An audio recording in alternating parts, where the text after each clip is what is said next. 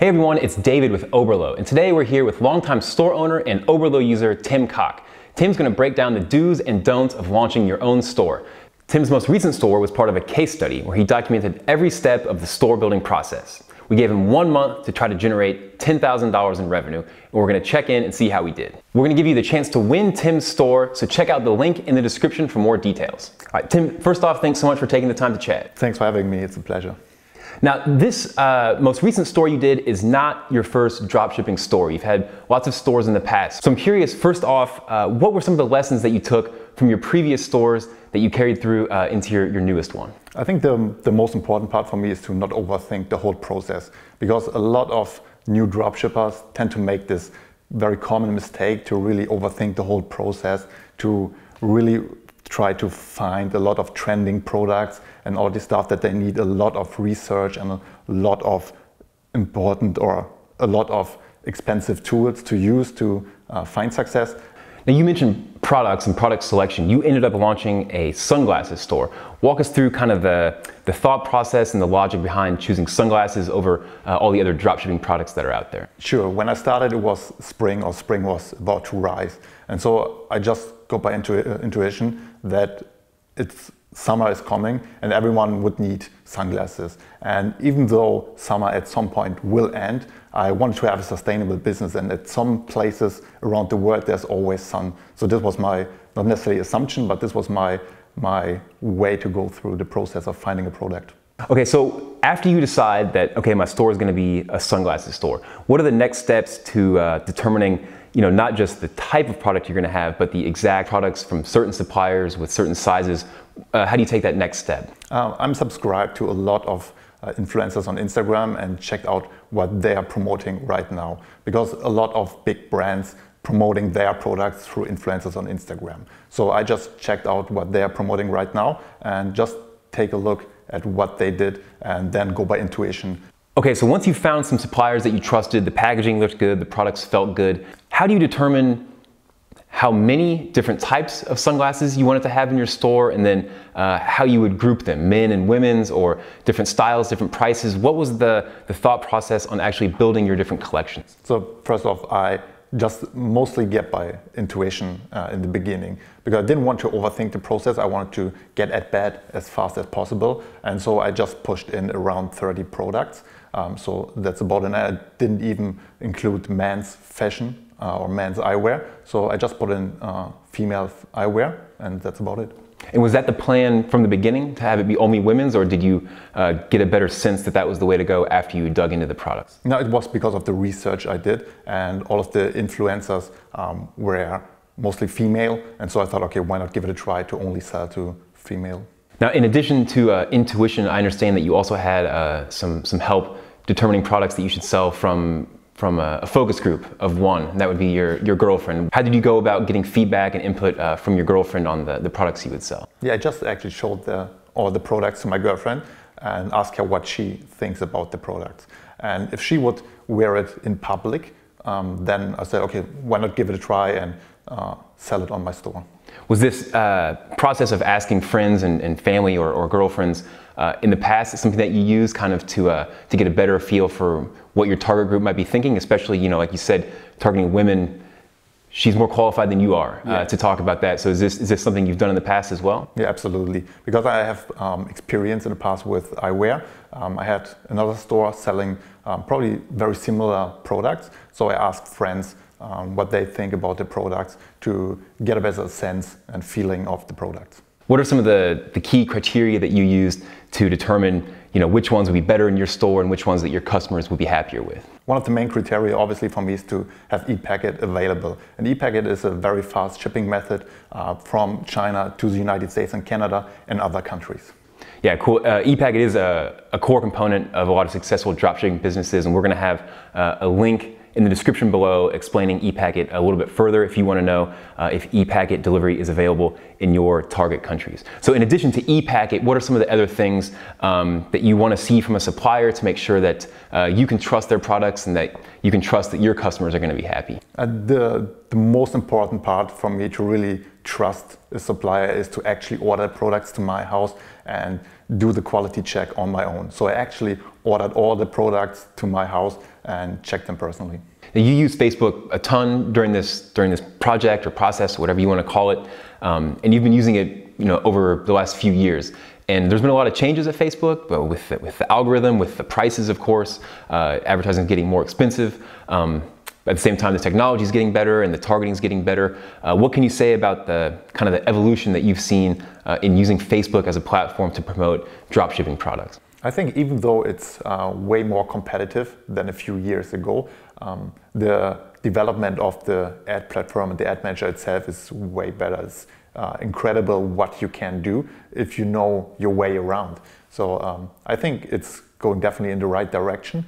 And if they're keeping up that pace, then ads to create profitable ads will be way more easier in the future. But still, you have to put in work and you just can't build a simple ad and expect to make a profit out of it. Where should a store owner, now that you've had a few different stores, get started with Facebook? You could have a budget as big as you want. The potential audience is a few billion people. It's daunting, to think about where could I possibly start in this massive jungle of Facebook advertising. What have you had the most success with? What did you do for the sunglasses store? And kind of what are the starting point that somebody should maybe be looking at?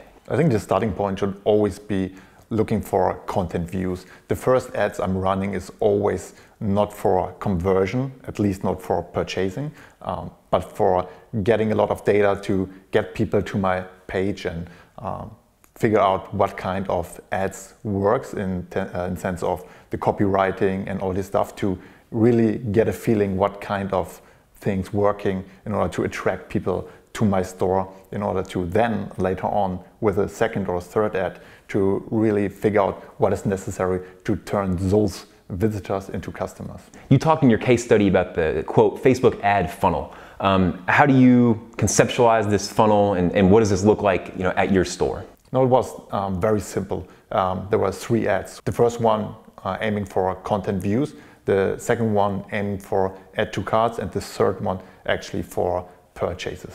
And when you say content views, what is the content that they're viewing? No, a content view is when a Facebook user clicks on my Facebook ad. And then when they get to your site, what do you want to show them to get them to engage again? What are they going to see? Is it a product page? Is it a blog post, a video? What's the meat that they're going to get once they get there? Obviously the product itself. All right, so somebody clicks on this first ad and then you register this content view and then you know that they're part of your funnel. How does the second ad differ from the first? It's just an even better offer. So I started with just advertising the product, and then in the next ad, it's a 25% off discount. So you develop a target audience that you know is interested via this first group of ads, and then you launch the second campaign, which is maybe a little bit more revenue-minded. What happens to this first set of ads? Do you put that on the shelf and not worry about that anymore, or does it keep running? How do you balance the different campaigns that have these different objectives? So you have to keep running all the ads because you have to generate new visitors who are turned into new customers later on. Okay, and then you're going to generate more content views that way, certainly some more clicks. If somebody was interested with no discount, they might be interested that much more with 25% off. What's the third step? Because of the better offer, a lot of people will start their checkout and will put in some products into their carts. And the third ad is designed to turn those people who already put something into their carts to check out and give me a sale. And then when you actually launch the Facebook campaigns, what sort of targeting rules were you implementing? Because of course, Facebook has really detailed, granular targeting options. There's basic stuff like age and gender, where somebody lives, but then also their interests, things they like, maybe their profession or their hobbies. How deep did you go down that rabbit hole, and what were some of the filters or the different segmenting options that you had the most success with? I actually kept it very simple because in the beginning I set my time limit to only 4 weeks to achieve my goals. So I said, okay, keep it very simple and only run ads in a way to first off find people, then attract people, and then in the end with a third ad to really make them purchase on my website. And the target audience you set out to create was, women, probably younger women who were in the market for new summer shades. Did that end up being the group that was most interested in your ads? I mean, or did you end up attracting, a surprise audience that maybe you weren't anticipating? No, it wasn't. In the end, it turned out that exactly the people I tried to target in the beginning were my actual audience in the end. So your first rounds of ads weren't designed to get any money? Exactly. That's counterintuitive, to me, that you would, have an e-commerce shop and be running ads, spending hundreds, maybe even a few thousand? Yeah, in total I paid $2,000. Okay, so we're talking 4 figures here. You're running these ads, but they're not even designed to bring in money, at least not yet. Is that a tactic that you had to learn the hard way, or is this something you just came up with? Like I said, it seems a little bit counterintuitive. Yeah, I definitely had to learn it the hard way, but I think it's misconception right now in the e-commerce place that the first ads are not necessarily meant to make money. Usually e-commerce ads running, you have to spend money and then you don't make a profit out of the first ads. You make the profit in the retargeting. And this is, at least for me, how it works out in the end. Now you mentioned that retargeting is a lot more lucrative with Facebook ads than the first set of ads, that you need to get people into your funnel and then retarget them before you can expect money.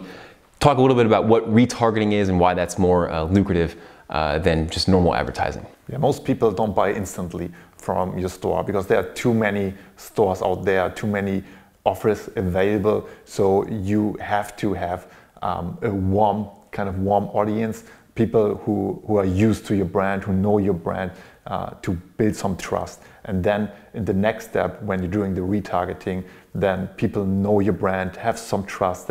You build some trust with your business, and then they're way more likely to make a purchase. And just on a very logistical level, just to make sure everybody understands, how does Facebook know who among your target group is familiar with your brand? Is this through the Facebook pixel, which is implemented on your website, or does it have to do with an ad impression? What are the triggers that Facebook is looking for to identify the retargeting people? Yeah, like the Facebook pixel you mentioned is installed on my Shopify website, and then you can create a custom audience out of the Facebook pixel data in order to create a custom audience to really just target the people who know your brand. And so then you could have an ad that's only displayed to people who have been on your website? Exactly. Okay. So far we've only been talking about Facebook and Facebook ads and using Facebook segmentation. Why did you start at Facebook? I think for me it's the most easiest to start with. I didn't have too much success personally in the past with Instagram, so that was the reason why I choose Facebook over Instagram. What are the reasons you think that you've had more success with Facebook? Could you pinpoint what the reasons are? I think for me it's easier to really build a funnel over there, like I mentioned, and where on Instagram it is possible to do the same, but as I had a lot of previous success with Facebook, I picked Facebook. Now, you were saying not all of your Facebook ads were a big success. I think you had a few bombs or a few duds in there, let's say. What were the common themes that you found in your Facebook ads that didn't work? What were you doing wrong, or what did you learn from those?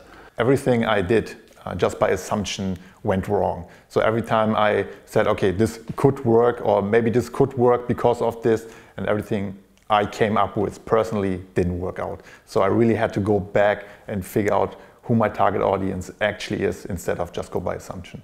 Now I need to ask you, because I know if I don't, one of our viewers will ask in the comments, but I just want to clarify between revenue and profit.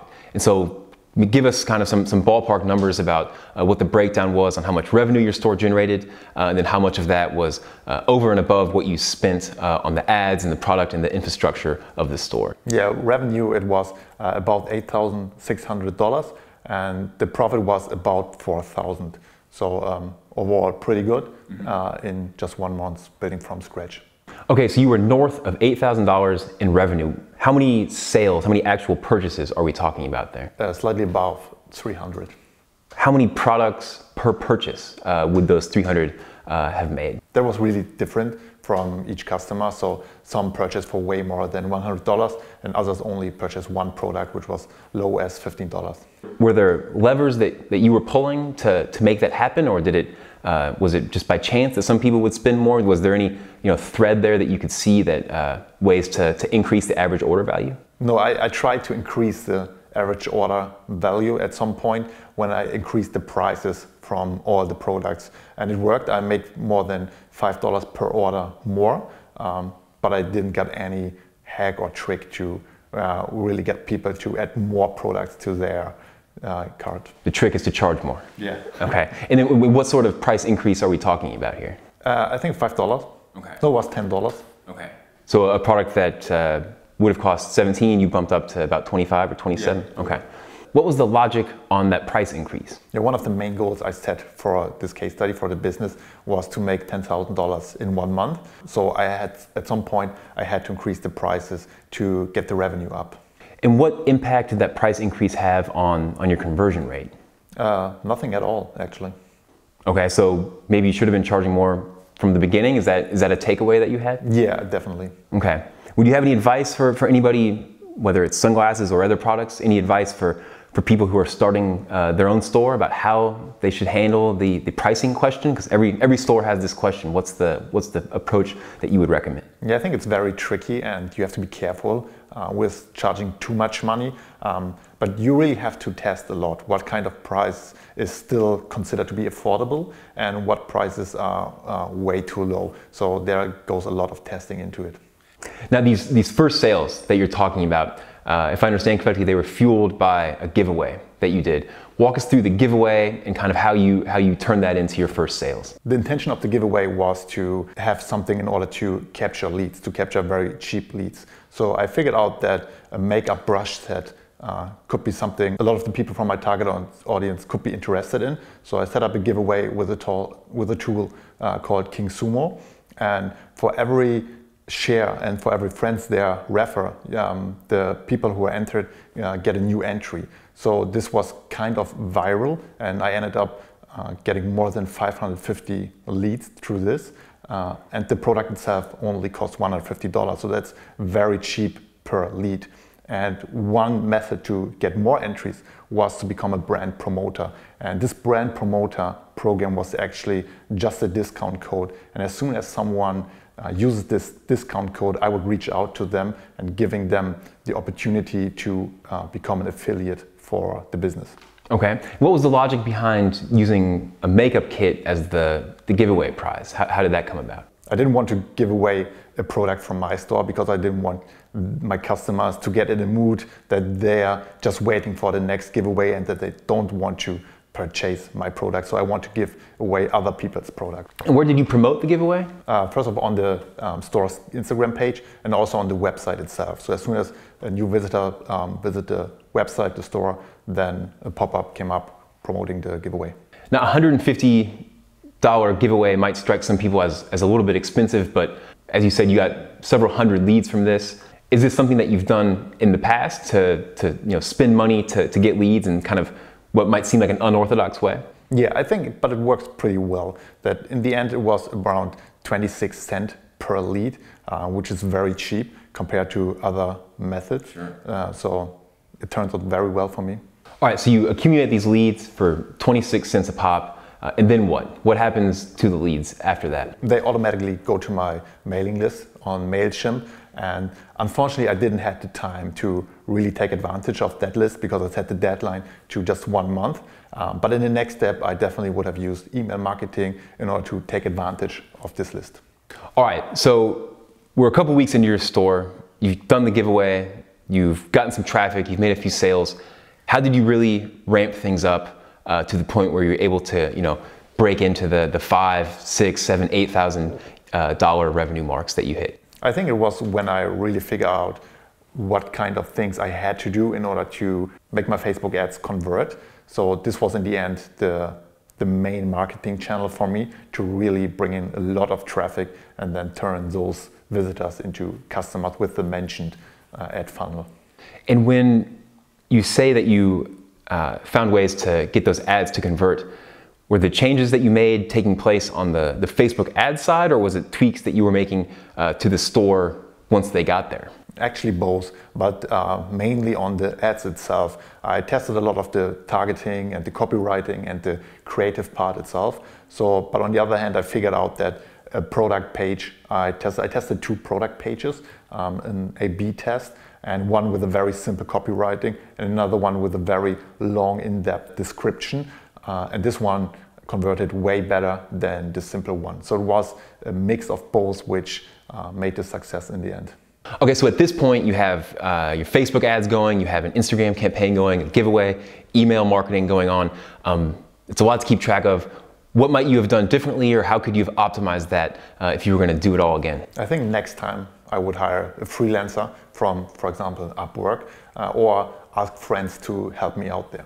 And so if you use freelancers, what are some of the things that you would have maybe, pawned off on them, and then what would you have hung on to yourself? I would definitely not give away the store's key, right? Everything which is money related, I would keep my own. And have you worked with freelancers in this capacity in the past? Not necessarily with freelancers, but with friends who help me out there. What sort of complexity does that add? It's tough enough to run a store, when you're doing it by yourself. And I wonder if there's, well, it's helpful to have, an extra pair of eyes, extra pair of hands working on this, if there's maybe new complexities that introduces. Yeah, I think you don't necessarily have to outsource a lot of processes. Even though you probably can outsource a lot of processes, it doesn't mean that you have to. So only if it really takes a lot of time from you and you can't do other work which is super important, like the order fulfillment, for example, then I would do outsourcing. Yeah, and I ask you about this because I know you have a full-time job that you're also working on, so I know time is at a premium, so it seems like any help you could get would be good. Absolutely. Now, you've mentioned Facebook Business Manager, Instagram, and MailChimp as some of the tools that you really leaned on while you were getting your business started. What would you say are a few must-have tools for somebody out there looking to get a business off the ground? Obviously Oberlo, which played a good answer. Good answer. And then King Sumo and Sumo really helped me out. King Sumo for the giveaway, and Sumo as a Shopify app to really promote and capture email leads. So you were always going to stop the store after a month. It was it was a test. It was we wanted to launch this, and now we're going to give it away. So that was always part of the plan. But if you weren't giving it away, if you were going to keep this store, what would you change from your original approach as you move forward? I would definitely do way more marketing on other channels. I never used Instagram or Pinterest or Snapchat, but my target audience uses these tools. So I figured this out in my research. So these are definitely marketing channels I would take advantage of, as well as my email list. In the target audience, do you feel comfortable with targeting kind of millennial aged women? Is that a group that you think you could have another store targeting them, or would you want to try to focus on a different group? I think my target audience was pretty good, because mainly there was blogger or people who would like to be a blogger, would like to be an influencer, because this not just means that there are sales coming in, but your target audience actually promote your products for you on their channels. So this gives way more brand exposure and helps in the end. Now, another thing I'd be curious about if you were going to continue working on this store is if you would want to supplement the sunglasses, which is of course your core product, with other related products, whatever that may be, beach headwear or swimming suits or whatever it was. Is that something that you would be interested in to try to diversify your offering, or does that introduce some complexity that you wouldn't necessarily want? No, it can make sense, definitely. So this is the beauty of dropshipping. It doesn't cost you anything to try out. And even if you fail, so you just take the products down and then you keep up what you're doing. So these products, swimwear or sun hats, definitely can work out, yes. Now, this whole time that you were building your shop and running your shop, you also had a full-time job. What are some tips that you would give when it comes to juggling, full-time job that's steady and that's going to pay the bills versus a new thing that you're trying to build from scratch? How do you handle those dual responsibilities? I get up in the morning very early, usually at 4 a.m. to have this time definitely safe on my business, and then whatever happens in the afternoon, in the evening, I've done some work on the business, but most of the time I spend the evenings working on the side business. There's no magic bullet, just getting up at 4. It's just the work, yeah. Okay. Awesome. Well, Tim, we can leave it there. Thank you so much for taking the time to chat. Thanks for having me. Now, if you would like to win Tim's store and all the social media accounts that go with it, be sure to check out the link in the description below to see how you can win. And if you have any questions about anything we've talked about today, Tim will be happy to answer them. Just drop a note in the comments below. And finally, if you want more e-commerce and dropshipping videos, be sure to subscribe to the Oberlo YouTube channel. Until next time, happy dropshipping.